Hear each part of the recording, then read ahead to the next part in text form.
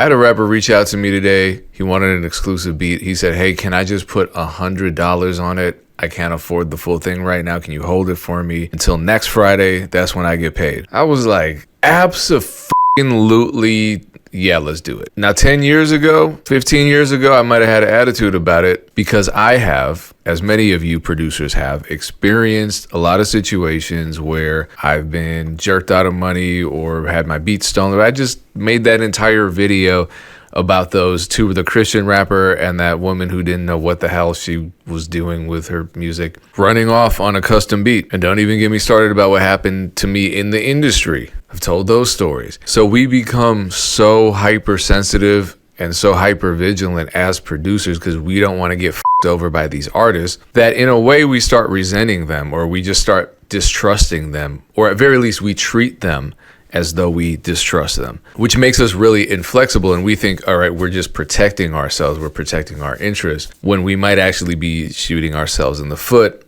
and hurting ourselves by turning down opportunities that might actually be perfectly fine opportunities, but we don't even want to give it a chance because we're hypervigilant. We see everything as a red flag. Oh, you don't get paid until next Friday. Yeah, I've heard that before. Oh, you just want the beat at a discount. I'm not giving you a beat for a discount. I've put in too much blood, sweat, and tears. And I think a lot of producers, like a critical mass of producers, all experienced that type of trauma and then had that trauma response at the same time. So then rappers collectively saw us as greedy and rude and disrespectful. And it's a cycle of abuse. We just keep continuing and perpetuating the cycle. So if it matters, I've changed my mind on all of this, and I've changed how flexible I've become with my pricing, with negotiation, and being open to payment plans and working stuff out and discussing stuff and discounts and negotiations. It's all, I'm open to it all now. So we can all change.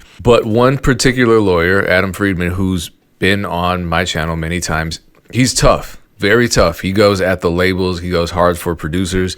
He's the guy, he's the red button guy. He's the guy that will nuke an entire project if a producer hasn't gotten paid. He tweeted something interesting. He basically said, all right, if you are an artist and the producer is charging you too much for a beat out of your budget, whatever that means to you, then that producer just doesn't want to work with you. It'd be like if someone asks you, well, let me buy your car, and you're not selling your car and they won't leave you alone. And they're like, just let me buy your car. Let me buy your car. I don't want to sell you the damn car. Let me buy your car. Okay, fine. $2 million. But it's a Honda Accord. Yeah, exactly. I don't want to sell you the damn car. Leave me alone. Kind of like with a beat, how much for that beat? $5,000. But I work at Subway. Yeah, $5,000. Except I disagree with Adam Freedman on this one point. I don't think every producer who is overcharging artists is doing so because they don't want to work with the artist.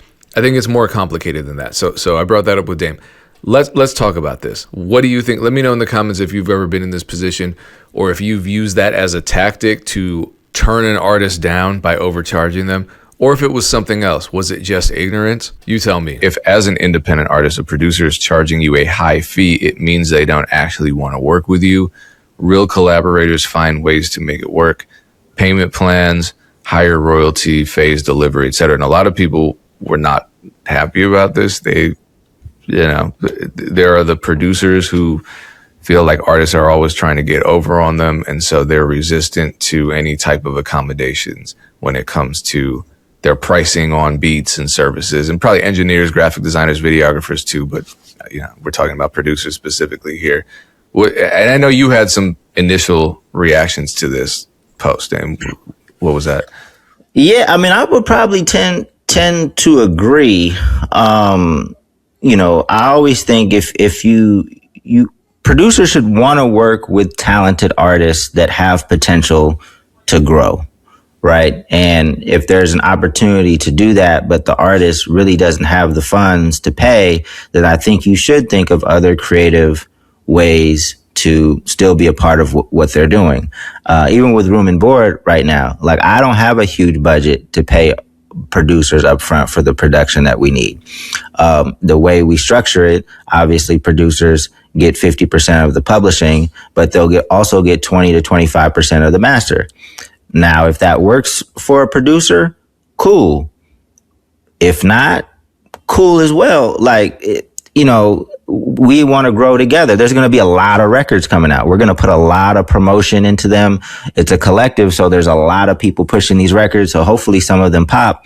If people believe in that vision, awesome. Come rock with us. If not, I understand. Just have those conversations, up front. Everything should just be transparent. But if a producer doesn't want to work with a super talented artist because they can't pay, then I would agree with Adam. That would be my assumption, Yeah.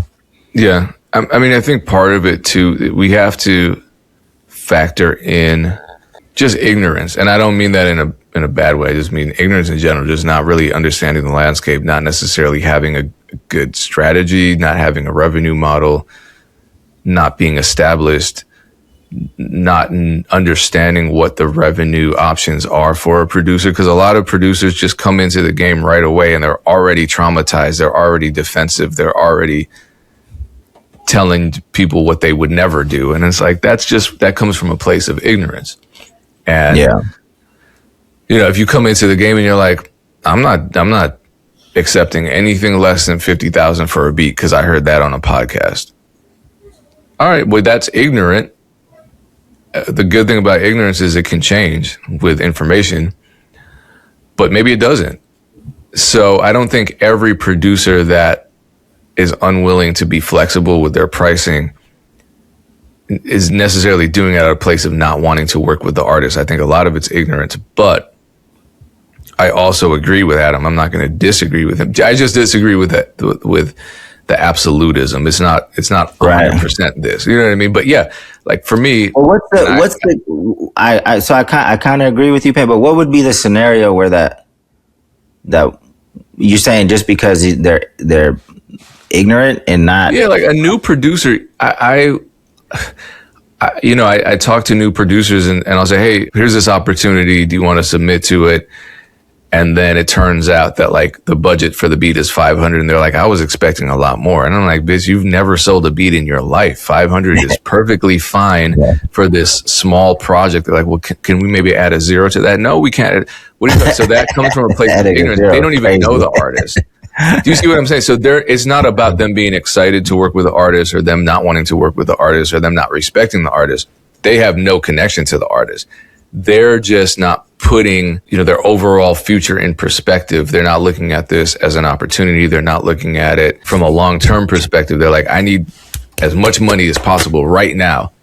Yeah. I'm not thinking about how I can leverage this. I'm not thinking about how this can lead to other opportunities. So you see a lot of people cut, like rappers too. Hey, do you want to do this show? You've never played a show before. Yeah. How much am I going to make? Oh, it's a door split. No, I'm not doing that. I need 1,000 up front. You see stuff. I know you've experienced stuff like this, Dame, or charging for features where people just vastly overvalue themselves, and it comes from a place of ignorance. It's not because they have disdain for their collaborators, but absolutely, like or even an artist that I don't know of reaches out and is like, hey, I really like this beat. Someone did that the other day. Shit, someone does this to me every day, and it used to annoy me. This is what I mean. I was ignorant. Ask me for a discount or a payment plan. Let's absolutely meet halfway. Let's meet halfway. Reach out to me if you want beats. We can meet halfway. I'm not inflexible because I've grown and changed my overall perspective on the way I run my business. I've met a lot more artists. I've done this. I've recognized the benefits of just working with people. Mm-hmm. Being like, everyone's not Def Jam. Everyone's not Interscope. This person over here has a 9-to-5. They don't have a six-figure production budget for their project. They might only have $300 for an exclusive. Can I work with that in some cases? Yeah.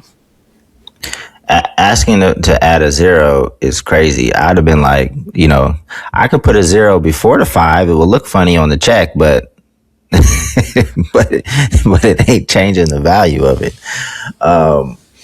Man, to me it's all about collaboration. There's been a big week of content. Jay-Z did an interview with GQ that we're not really about to dive into right now, and then J. Cole did a couple of interviews. He did one with Nick Deska I think he did a few actually, and then he sat down with Cameron. But one of the things that Jay-Z said in his interview, because they were talking about the Kendrick Drake beef, and